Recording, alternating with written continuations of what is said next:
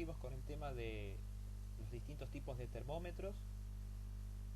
Los de mercurio, que juntamente o conjuntamente con los de vidrio, digamos, por ahí algunos los pueden llegar a conocer, ya generalmente no se utilizan más porque han quedado obsoletos, ¿sí? Directamente utilizamos, digamos, los electrónicos, los que vienen con pila, los que medianamente son más flexibles.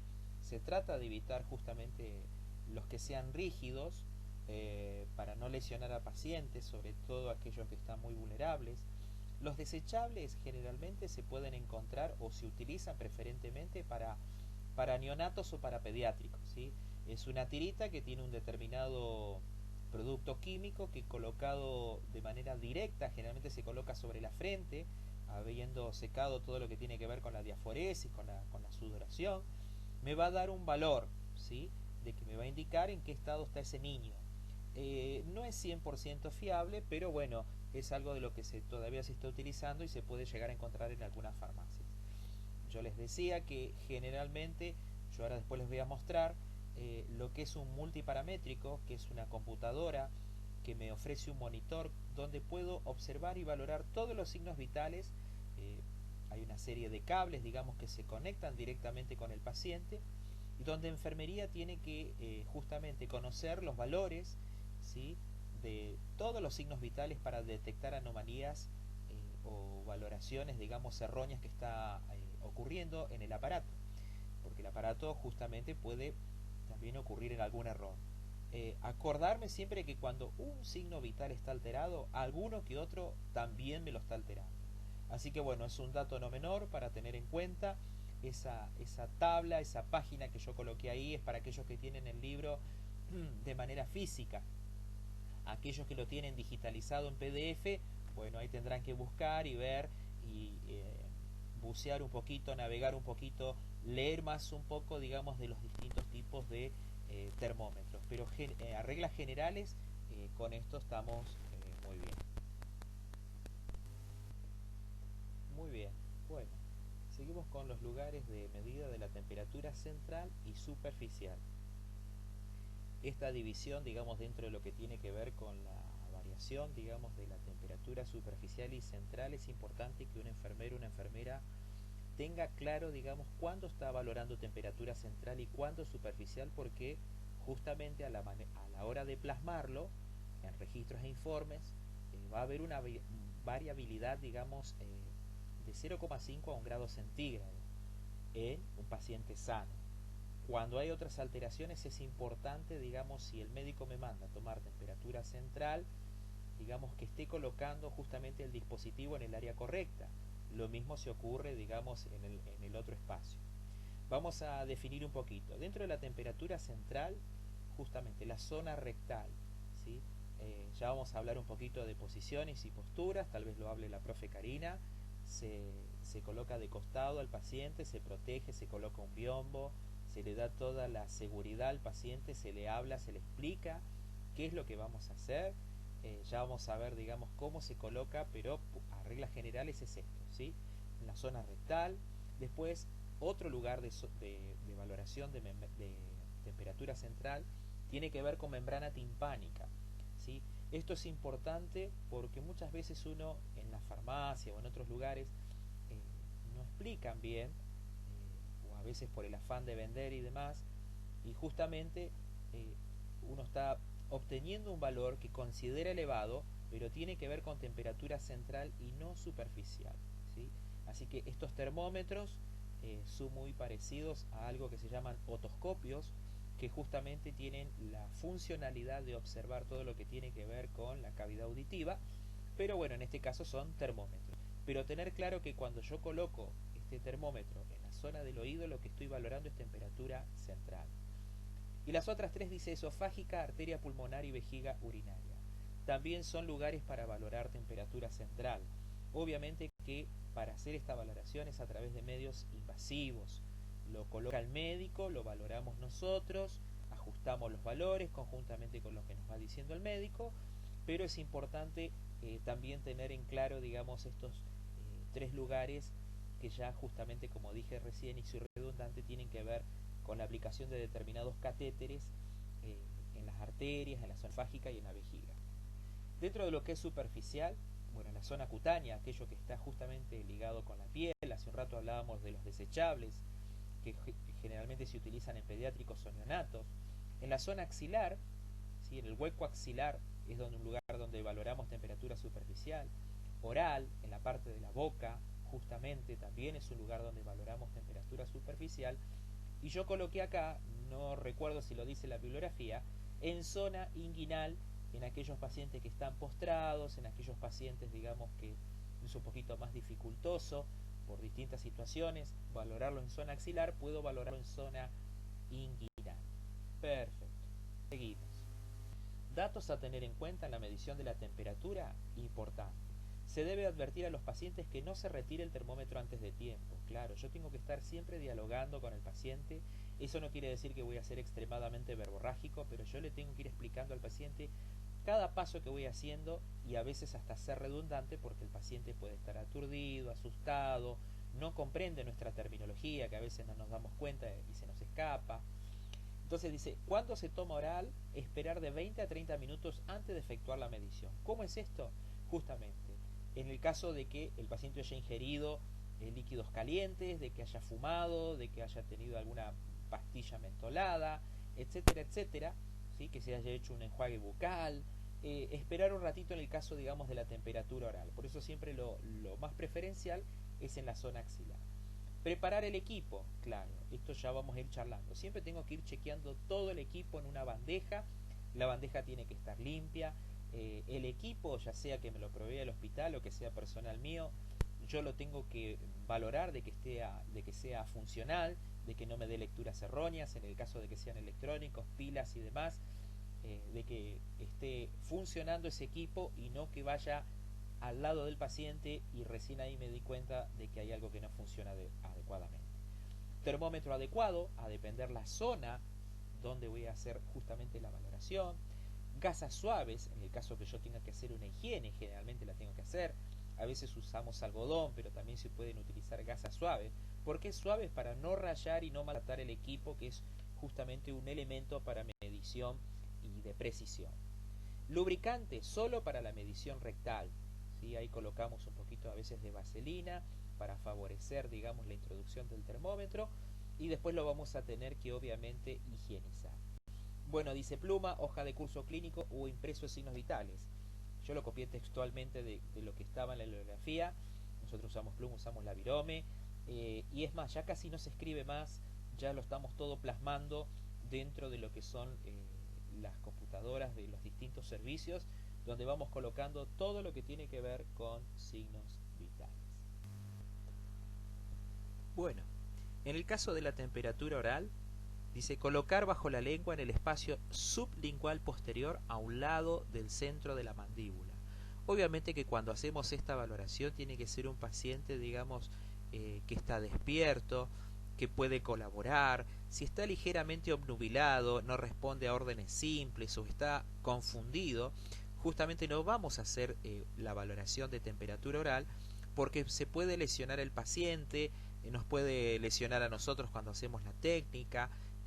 Entonces siempre estamos valorando, digamos, diversas situaciones para, indistintamente de lo que nos diga el médico, nosotros como profesionales independientes protegemos al paciente, nos protegemos a nosotros y tenemos el argumento y la justificación, digamos, para valorar en otro lugar, ¿sí? Dice pedir al paciente que sujete el termómetro cerrando los labios, que no muerda, limpiar el termómetro post lectura, ¿sí? Ya sea que tenga saliva, restos de sangre, un poquito de esputo, etcétera. Utilizar si fuese necesario elementos de bioseguridad. Nosotros los guantes, si es necesario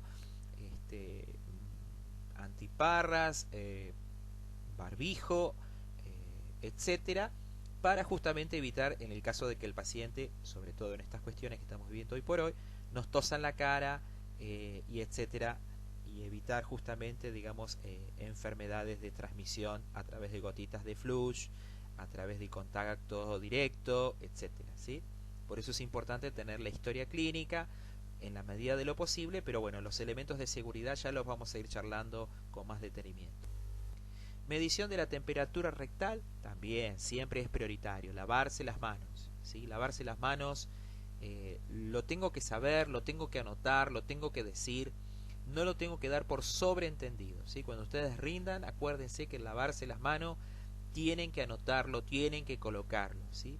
Dar privacidad al paciente, cubrir la parte superior del torso, del pecho, sea hombre o mujer, ayudar al paciente a adoptar la posición de Sims, que es ligeramente de costado, con los muslos flexionados, retirar la ropa de la cama para dejar expuesta solamente la región anal, ponerse guantes desechables, extender abundante lubricante en el tejido, tampoco que esté chorreando, si es necesario colocamos algún pañal, podemos poner alguna gasa.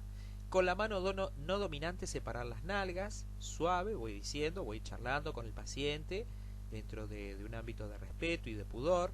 Dice, introducir 1,2 centímetros en los niños y 3,5 en los adultos. Nunca forzar el ingreso del termómetro, tal cual. Si no ingresa es porque o la postura no es correcta, el paciente, digamos, está muy tenso y no me permite, digamos, la introducción justamente del termómetro. Puede ser que haya una masa ocupante, dígase desde materia fecal hasta un tumor, hemorroides. Siempre yo estoy valorando porque todo lo que yo valoro después lo tengo que dejar escrito. Esto es lo que viene ahora posterior, que en breve voy a hacer el otro Power, justamente con audios, de registros e informes, ¿sí? Todo yo lo tengo que dejar anotado y registrado. Las palabras se lleva el viento, lo que no está anotado no está hecho. Dice retirar con cuidado la sonda del recto, ¿sí? O del termómetro, algunos son tipo sonda, ahora después yo ya les voy a mostrar, voy a sacar algunas fotografías si no las tengo. Dice limpiar la región anal eliminando los restos de lubricante, quitarse y desechar los guantes, ayudar al paciente a colocarse en una posición cómoda. Después de todo esto, lo que no está escrito acá es registrar todo lo que yo hice, si hubo alguna anomalía, alguna situación. O sea, a ver, ya vamos a hablar de registros informes. Yo no puedo escribir 10 hojas de la misma situación, pero sí, digamos, tengo que ser conciso y si hay algo anómalo, algo que llama la atención, algo que amerita que otros profesionales de salud estén al tanto, yo lo tengo que dejar escrito y lo tengo que sellar con el sello que ustedes van a tener con su número de matrícula cuando se reciba. Dice, medidas de enfermería en pacientes con fiebre. Esto es muy importante a tener en cuenta, ¿sí? Valoración. Siempre yo tengo que valorar, en uno de los videos, los primeros videos que yo les había enviado, hablaba de la valoración, ¿sí? Valoro todo el entorno, valoro al paciente de manera holística.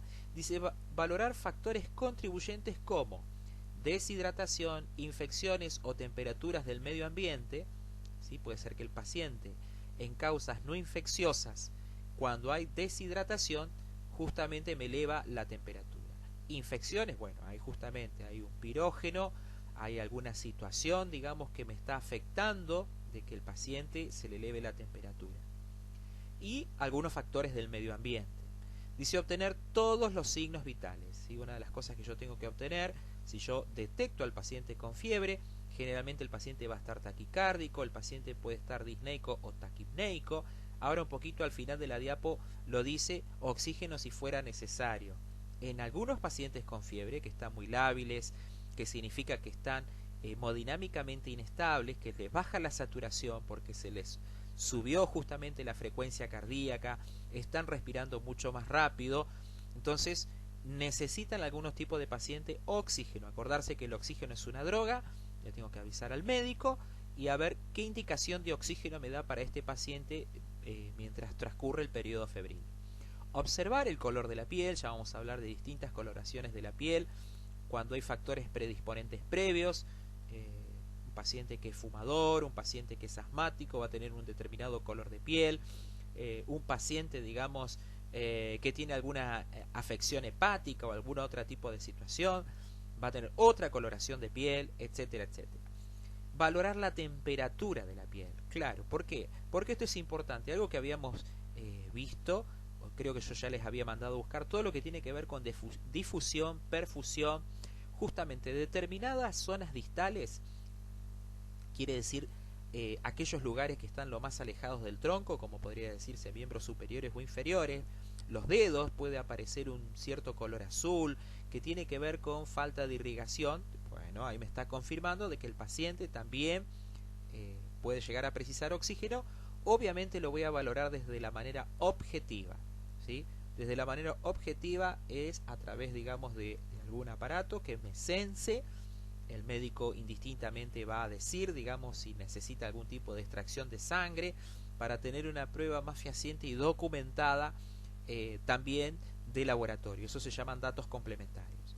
Observar estremecimientos o diaforesis, ¿sí? Generalmente, cuando hay temperaturas elevadas, el sistema nervioso central, una de las maneras que tiende justamente, digamos, a reaccionar es con estremecimiento, porque el paciente tiene fiebre, porque hemodinámicamente está descompensado, o diaforesis quiere decir que hay una sudoración profusa, una sudoración bastante agresiva sobre el paciente. Entonces recuerden esto, ¿sí? Las pérdidas insensibles están siendo aumentadas. ¿Se acuerdan de cuánto eran las pérdidas insensibles? Se los dejo ahí para que lo vuelvan a repasar, va a ser pregunta de examen también. Actuación, obviamente, obtener hemocultivos cuando se hayan ordenados. ¿Qué es esto de los hemocultivos? Es extracciones de sangre que se va a hacer justamente en el pico febril, quiere decir cuando el pirógeno, la bacteria, lo que sea que está actuando que me desencadena de que este paciente se le eleve la temperatura, voy a precisar la orden médica para hacer una pequeña extracción de sangre, justamente para que en ese momento yo lo pueda detectar. Es como que sale de la fase de meseta hacia el pico. Bueno, esto generalmente se tiene que hacer antes de que se haya empezado a colocar antibióticos o cuando se hayan rotado antibióticos, pero dejarlo por lo menos 48 o 72 horas que no esté recibiendo antibióticos, generalmente 48 horas. Esto puede pasar al ingreso o puede pasar en la mitad del tratamiento, pero la obtención de hemocultivos, yo tengo que estar atento, preguntarle al médico, doctor, usted ya indicó hemocultivo, ya se lo cultivó. A veces se realizan diferentes hemocultivos cuando hay que rotar antibióticos. ¿Qué significa esto? Que a veces distintos bacterias, hongos, etcétera, etcétera, ¿sí? Pirógenos, antígenos, empiezan a mutar y empiezan a cambiar de forma porque se quieren adaptar y permanecer en el medio. Entonces, algunos antibióticos empiezan justamente a dejar de ser efectivos y con lo que se pide, ¿por qué el hemocultivo se va a pedir algo que se llama antibiograma? ¿Qué es el antibiograma? Justamente con la extracción de sangre se colocan en determinados frasquitos, que esos frasquitos tienen medios favorables para la proliferación de esas bacterias, de esos hongos, de lo que sea que esté dentro del organismo de ese individuo. ¿Para qué? Para colonizarlo y para poder detectar justamente qué tipo de pirógeno es, qué tipo de bacteria, qué tipo, digamos, de pequeña vida ahí está afectando y me está haciendo de que el paciente tenga fiebre. Y conjuntamente con eso la gente de bacteriología va a sacar, digamos, o me va a dar o lo va a orientar al médico, el médico ya lo sabe igualmente, pero precisa este informe para complementar diagnóstico y hacer tratamiento, lo que se llama el antibiograma. A qué ese bichito que estuvo ahí fue sensible, a qué, digamos, fue, con qué murió primero, con qué muere segundo y con qué muere tercero. ¿Por qué? Porque a veces en el hospital no se cuenta con los antibióticos adecuados.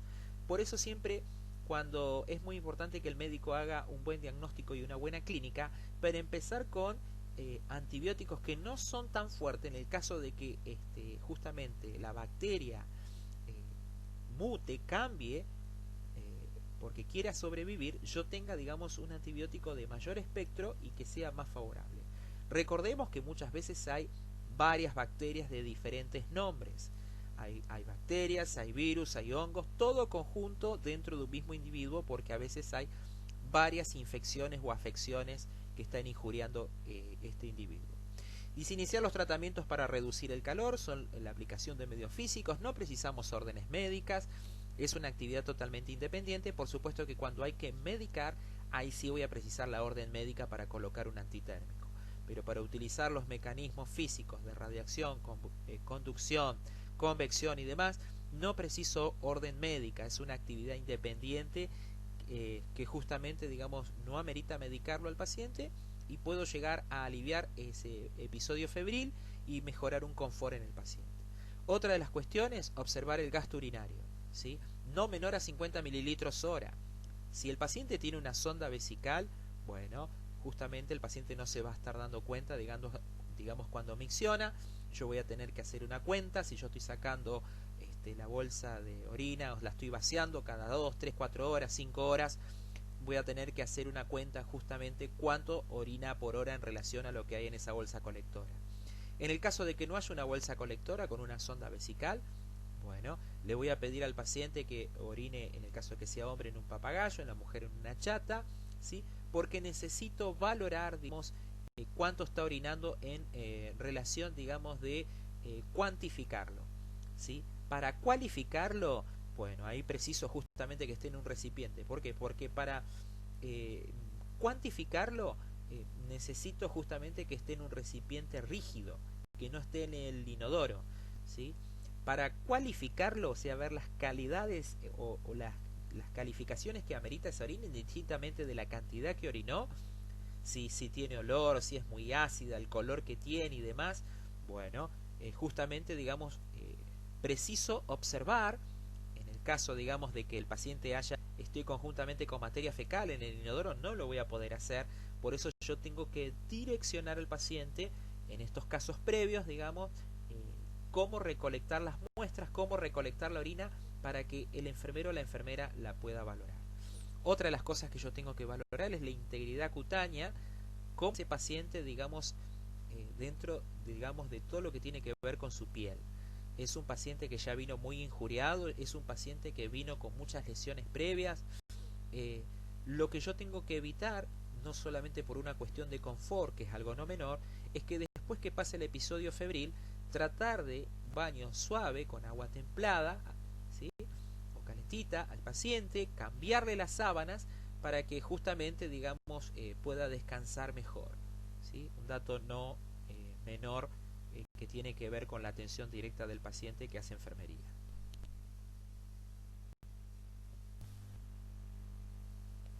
Bueno, seguimos con esta lectura que es importante de signos vitales, seguimos aprendiendo. Dice, la temperatura corporal se debe mantener dentro de un rango relativamente estrecho. Esto ya lo habíamos planteado, ya lo habíamos charlado. Habla de 36,5 y 37,5 grados centígrados para el desarrollo normal de los procesos metabólicos, ¿sí? Esta parte es importante también, ¿sí? 37,5 ahora ya vamos a ver, pero si quieren ya vayan anotándolo ahí al costadito en sus libretas. Ya estamos hablando de febrícula, ¿sí? 37,5 ya estamos hablando de febrícula dentro de lo que corresponde, digamos, una temperatura superficial, no dentro de lo que correspondería a temperatura central. Bueno, vamos a ver qué dice esta regla que está acá.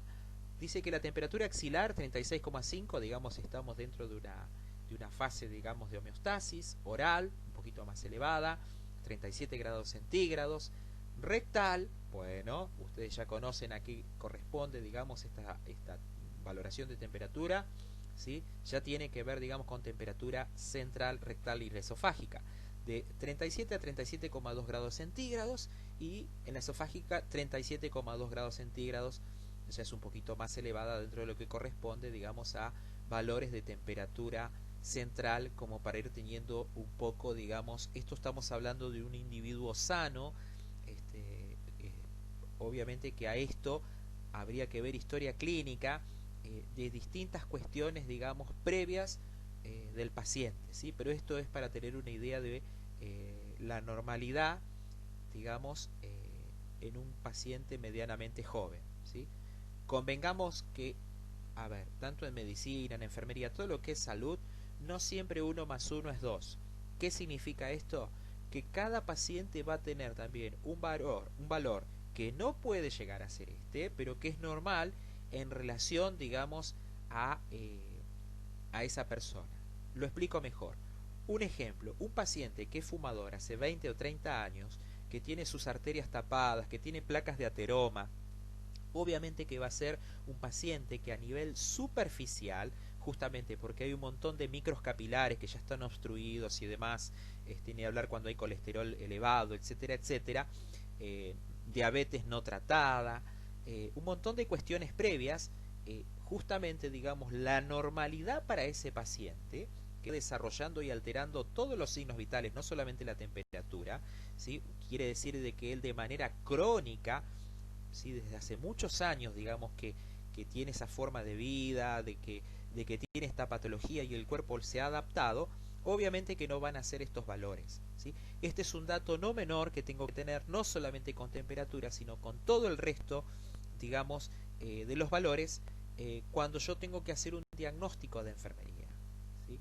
No puedo, ahora después cuando veamos el resto de los signos vitales, no puedo un paciente que es tabaquista de hace 20, 30 años, que tiene una saturación baja de oxígeno, digamos, llevarlo a una saturación elevada de un 100%, porque justamente, digamos, ahí puede ser tóxico y hasta literalmente lo puedo llegar a matar al paciente, ¿sí? Entonces, por eso es importante, tanto el médico como enfermería, tener lectura y acceso a la historia clínica y saber lo que estoy haciendo en cada momento y situación. Seguimos. Dice, la fiebre es un aumento de la temperatura corporal que sobrepasa los 37,5 grados centígrados acompañado por un estado de intranquilidad y quebrantamiento.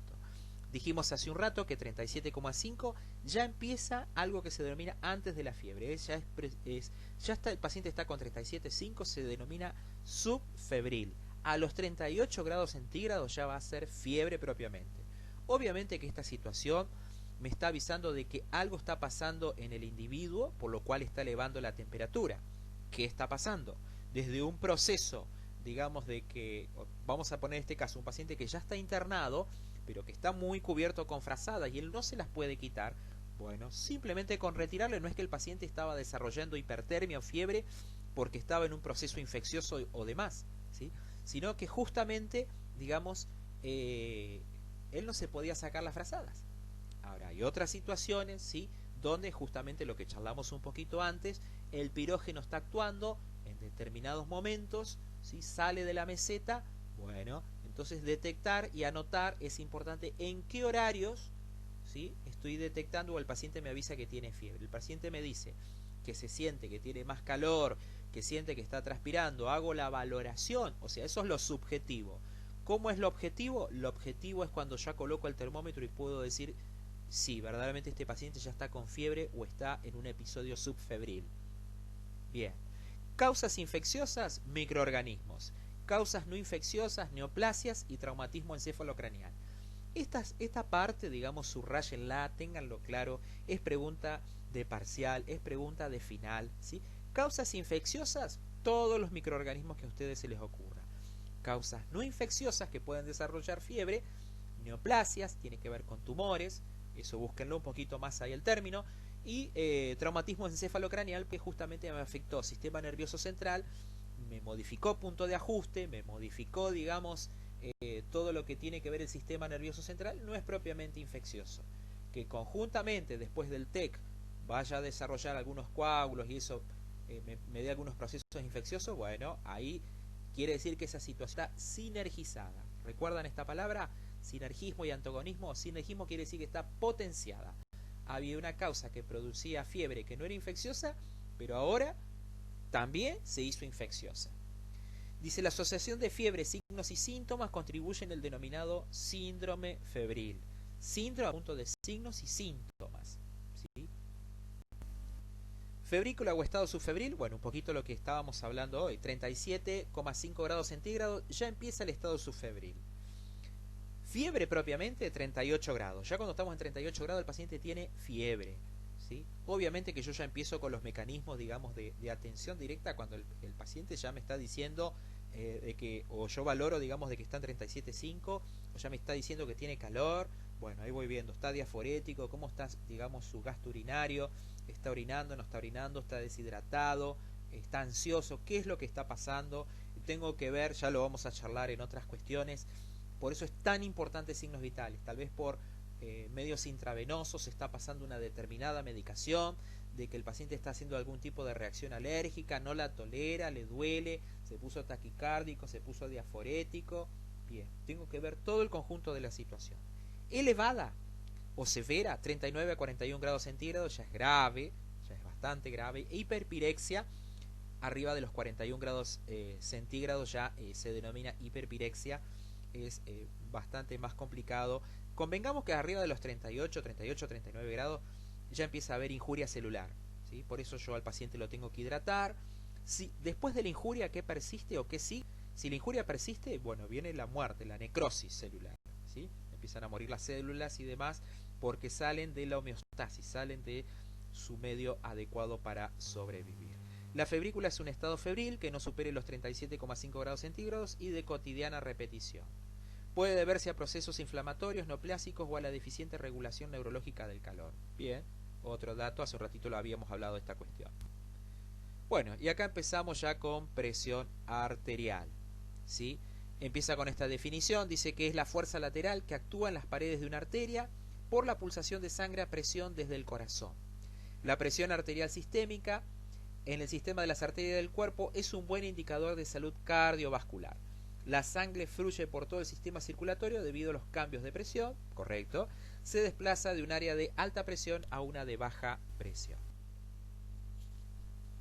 Bueno, la contracción del corazón fuerza el paso de sangre a gran presión a la aorta. El pico de presión máxima cuando se produce la eyección es la presión arterial sistólica. Si la presión máxima, nosotros no andamos diciendo presión máxima y presión mínima, sistólica y diastólica. La máxima es la sistólica, la mínima es la diastólica. Sigo en el punto 3. Dice, cuando los ventrículos se relajan, la sangre que permanece en las arterias ejerce una tensión mínima o diastólica. La presión arterial diastólica es la presión mínima ejercida en todo momento sobre las paredes arteriales. La unidad estándar para la presión arterial es el milímetro de mercurio, ¿sí? Entonces, presión máxima sistólica, presión mínima diastólica, unidad de medida para la presión arterial, milímetros de mercurio. Muy bien.